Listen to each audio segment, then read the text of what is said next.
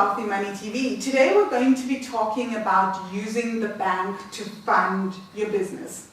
This is obviously not the easiest thing on the planet, and I speak from experience since I totally bootstrap everything that Wealthy Money does. So this is also something that I'm interested in learning, although I'm not interested in any more debt. So if there's another way around that, I'm game for it.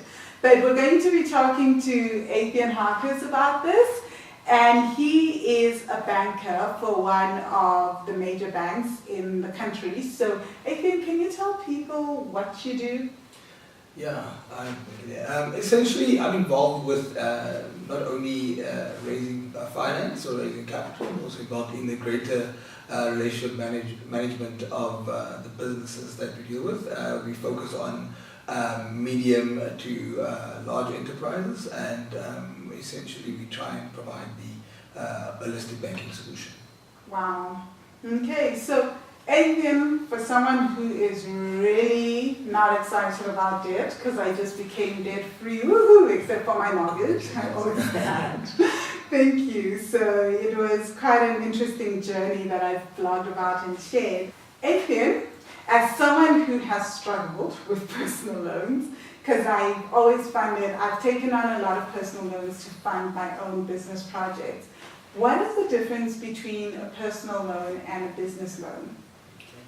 Look, the personal loan is generally unsecured and it's issued to the lender at a relatively high interest rate to align the risk to the return for the bank. So one wants to generally avoid that except in the most dire of circumstances. The business loan is raised within the bank. Interest is also tax deductible.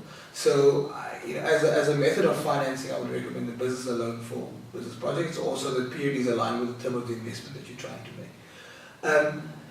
Important to note, though, as well, is if you're trying to raise funding for a startup business, there are other avenues that you can also access, as opposed to just going to the bank. There's things like the Small Youth Fund, there's the National Empowerment Fund, there's the IDC, there's also vehicles that you can use. And generally the terms and the structure of the deals are slightly more beneficial to the borrower, somebody's to attract finance. But the paperwork, though, is what kills me. Because what startup entrepreneur even has time for paperwork? We barely have time to sit down and write the business strategy. You're always working and on the go, right? So I've always wondered, why is it so difficult to get funding from the banks if you're a business? Risk. Risk is the key word that you're looking at. The banks generally as either a scorecard or a set of credit guidelines that they interrogate every potential project with. What happens then if there's not generally you're looking at cash flow serviceability, the plan that you're putting forward, what is the likelihood that the cash flows will be able to repay? You're looking at who's driving the business, what we like to call the jockey, the person. Yes. What is their background? What is the likelihood that they've got the skill set to actually successfully run that business? Wow. The other thing is also secondary recourse. With what we said basically that in the unlikely scenario or sometimes likely scenario that the business then fails, yes, how is the bank going to recover as much as possible with money? And then we would look at the person and look at their current situation, their current personal balance sheet, and see, look, in the event we can hold this person accountable because they've got this asset that's encumbered or this asset that they might lose, and therefore we can take a risk-adjusted decision because it looks like that person has got some capital or things that can then in future, should the business fail, be restructured to assist with the repayment of the debt that they originally raised. Okay, so definitely no service businesses getting funding. No, not at all. Services businesses do get funding. Even without collateral? Generally, there must be secondary recourse. They Why is might that? not require. That's what we basically say, that if you don't give the collateral up front, the bank must be able to take the view that should we not be able to recover the funds from the business, that the person who's actually the driver behind the business has got some sort of other assets or something in the background that we have recourse to. Because you have to remember the bank... I'll stick with my personal loans. That seems way risky. Well, no. Look, the personal loans, there's also recourse to you. You have got, you could be going to get adverse listing or judgments or whatever, so it will impact your credit record in the end, and will impact your ability to... Which is what happened. Yes, exactly. So you want to avoid that because it's not going to be beneficial anyway. It has a huge impact on your ability to generally conduct your financial affairs, as well as potentially being employed. There's a number of negative factors that you want to consider. You don't want to actually do that.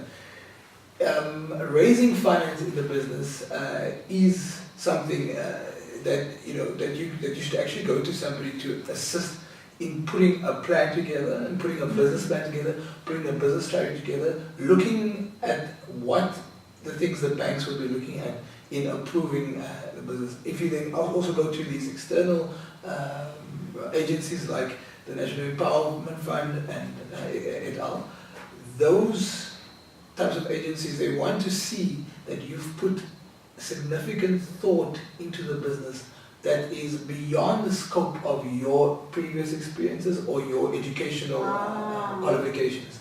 So one is to, and that is the reason why the investor or the funder wants to see that you did the due diligence to ensure that your plan is executed.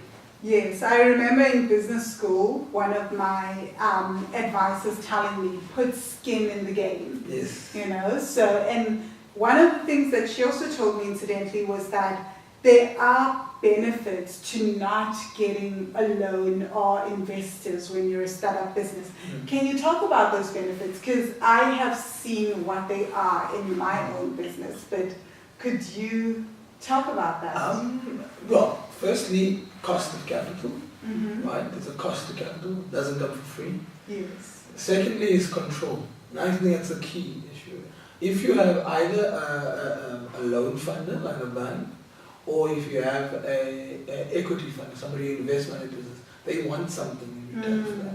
And they also would want to have input in the decision making of the business. Yes. So it might decrease your dynamic ability, your ability to react to changes in your environment. Yes. So, if possible, if you can self-fund or fund through agencies where there is not a restriction on your ability to make decisions, it's always going to be beneficial to you. Oh, wow. That's incredible. So, in my business, one of the things that I have seen, why I'm grateful now that everything played out the way it has, is I've had one of the things that I had to learn as an entrepreneur and right now is just to be able to manage my personal finances and my business finances, keep them separately, start paying myself a salary first and foremost, make sure that the business has some kind of cash in it. So I learned that. But I also learned to think creatively, to start using resources and not see money as the only way to grow a business, but to start utilizing relationships, collaborate with people, and just learn to form great partnerships with others. 100% agree. I think that the best price consultation out there is conversation. It's free, and that speaks to, again, the peers with who you engage.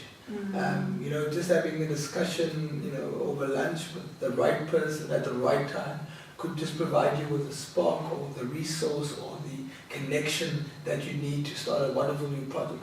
So I think consult always through active conversation. It's for free. Wow, that is incredible. Ethienne, thank you so much for coming through and sharing your banking knowledge with us. What is the one tip that you can leave people with when they're thinking of starting their own business right now? And someone, because I know most people want to do their own thing, but the money is the factor that holds most of us back. So what is the one tip that you can give them, having dealt with many startups and helped many people raise capital. What have you seen as successful? Yeah, it's not going to be one word, but I'll try and summarize it. I think is research and knowledge. Yes. You want to know exactly what you want to do and how you can execute it. Yes. Then planning. Yes. Right? You need to make sure that you've got a roadmap of where you want to go to. Yes. And the third then is quality of execution. Yes. And starting off quickly and small, and then keep on executing very well throughout. So, yeah. Wow, that's incredible. Well, thank you very much everyone for watching. This is Ethienne, and his details are at the bottom of the screen if you want to contact him to talk further. In the meantime, please keep watching. We'll have another Wealthy Money episode out next week.